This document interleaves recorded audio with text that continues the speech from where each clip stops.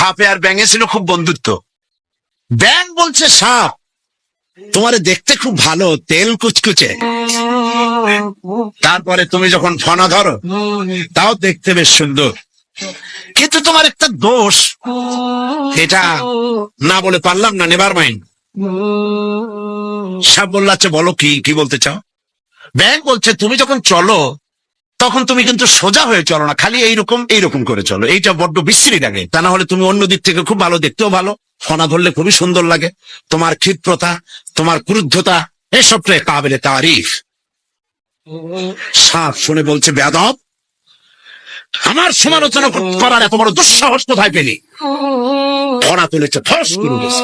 ব্যাঙ বলে ওরে বাবা, এত প্রশংসা করলাম, একটু সমালোচনা করছি, সহ্য করতে পারলি না? ওদিনও লাভ, ব্যাঙ লাভ দিয়ে পড়ছে পুকুরের মধ্যে।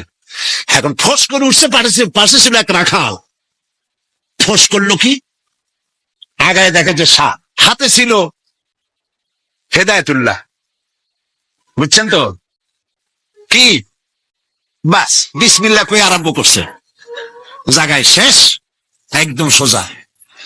ব্যাঙ অনেক সময় পর ডুব দিয়ে ভাসে উঠছে, আস্তে আস্তে করে যায় দেখে বন্ধু তো একদম সোজা, কারণ কি, কাছে যেয়ে দেখেছেন যে নাই, মুখ দিয়ে ফেনা টানা বাইরে হয়ে গেছে। কয় বন্ধু সেই সোজা হইলেন, তবে মুখ দিয়ে ফেনা বাইরে সোজা হইছেন, ফেনা থাকতে আর সোজা হইলেন না।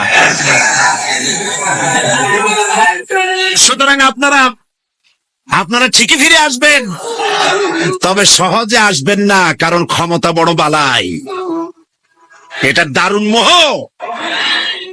আল্লাহর দিকে ফেরেন। আমরা মানুষকে দাওয়াত দেই কোরআনের দিকে। কোন দিকে? অবশ্যই কোন নেতার দিকে। জিন্দেগিতে বলি নাই অমুক নেতার পিছনে লাইন লাগান, বলেছি সবসময় বলি আল্লাহ